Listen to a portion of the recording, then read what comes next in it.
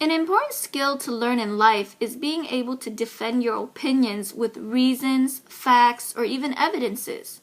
In history class, you're asked to do the same thing, but in writing. This is called a DBQ essay. It stands for Document-Based Question. In this segment, you will learn how to write the body paragraphs for your DBQ. You might check out my other segments for the introduction and the conclusion. Great. Your teacher just gave you this packet called Imperialism in Africa with 8 documents and a whole bunch of words. And your teacher is asking you that by the end of this process, you are to turn in a DBQ essay. What should you do? First, you need to read the background. That is your historical context.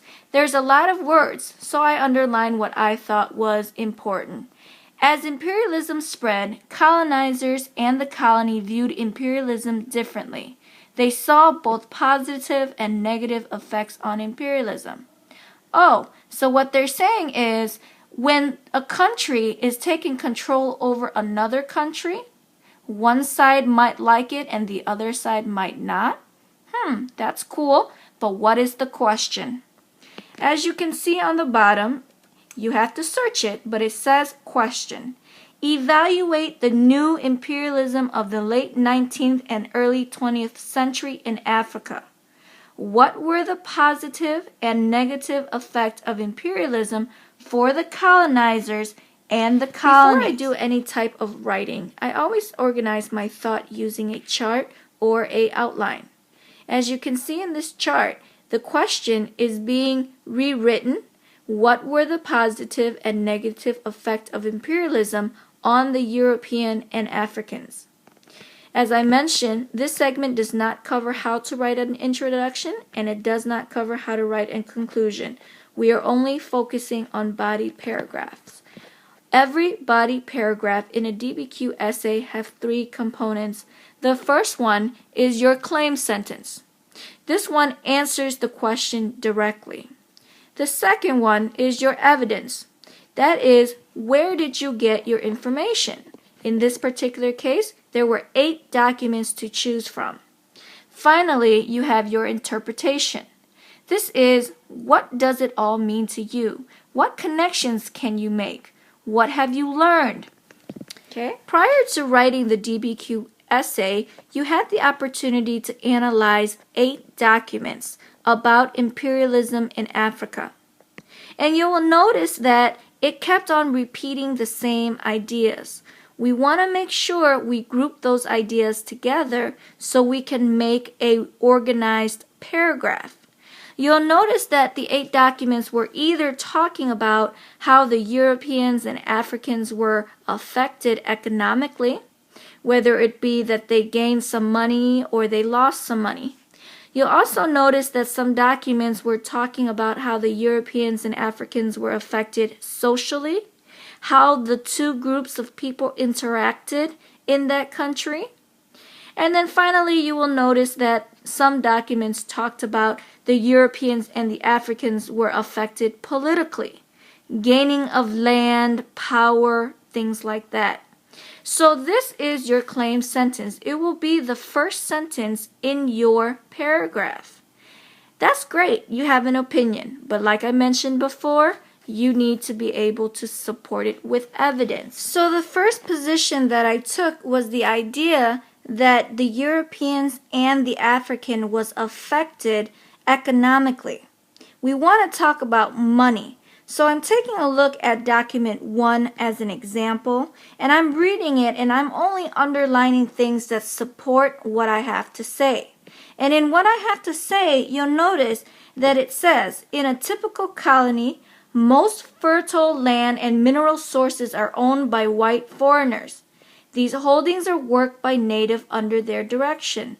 The foreigners take wealth out of the country. All the hard work is done by the natives. So, in the evidence section, I'm going to cite document 1. I went back to my worksheet and I'm going to write down the evidence I got from document 1. First, I indicated document 1 states that, and I put it in quote because we're providing evidence. So I wrote down, the foreigners take wealth out of the country, end quote. You will never challenge that I received this information from document 1. You can see it right on document 1. Is there another document in the 8 choices that talks about economic reasons? Why don't you go ahead and tell me what document that might be? And then write the quote that supports the economic effect. After you have told me where you received your evidence and what facts you got from the document, you need to make sense of the information. What that means is a person who cites the same evidence could have a different interpretation. So this was my interpretation to the quote that I wrote. The European profited from imperialism while the Africans lost their resources that eventually made their rich country poor. That is what I understood from this quote. The foreigners took wealth out of the country.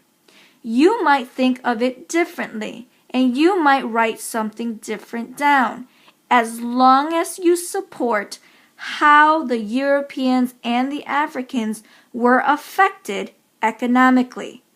Now you have a paragraph, and we're going to go ahead and write that in your loose leaf paper, or you're going to type it out. It looks like this. When it comes time to write, you'll notice that we skipped the introduction part to focus on the body paragraph.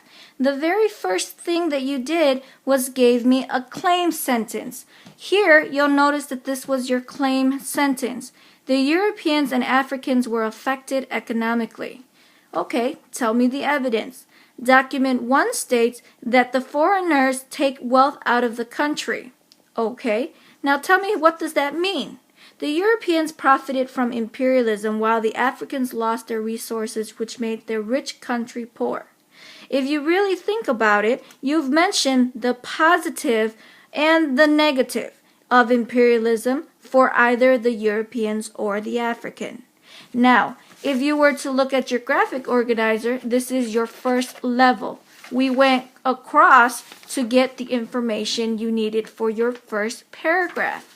You will do the same thing for your second paragraph, and you will do the same thing for your third paragraph. And when you are done, you will go ahead and learn and write a conclusion. This concludes our segment. Stay tuned for the next.